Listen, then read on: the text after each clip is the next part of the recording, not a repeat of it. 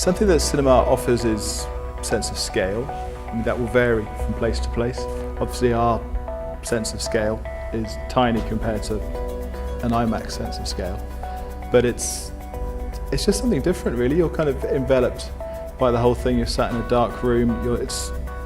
If you're a regular, you're familiar with the environment, but if you're sat at home, then you're more likely to be interrupted by things, or you're just stripped away from the outside world and you're just sat kind of like in isolation. One thing that digital has done, it's freed up the access that we've had to smaller films. When we still had 35mm, the number of prints that a distributor had to make was limited by their finance. If you're distributing a small film and reels cost £1,000 each or something, and it's like a 5-reel film, and that will limit the number of screens that you can send it to, particularly in the first run, by how many prints you can afford to make. Whereas now you download everything onto a drive, a DCP that's about the same size as a car radio. It's like having a rewritable disc.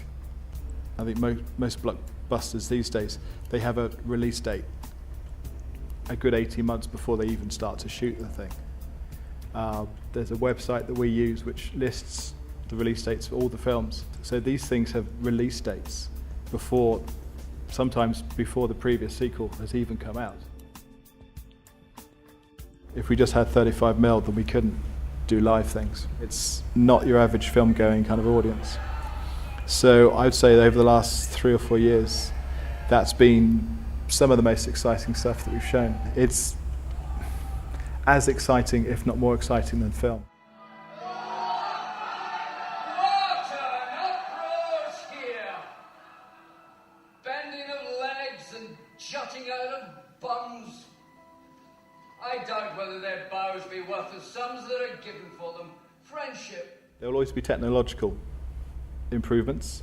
4K is something that some studios produce their films in.